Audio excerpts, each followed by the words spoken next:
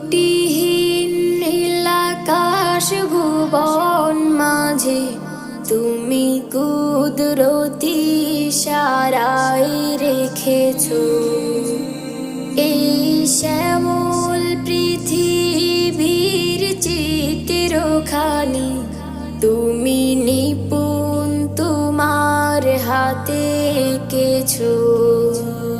ওগো আল্লাহ শুকর তোমার আমার যে মুসলিম করেছো। ওগো আল্লাহ শুকর তোমার আমার যে মুসলিম করেছো।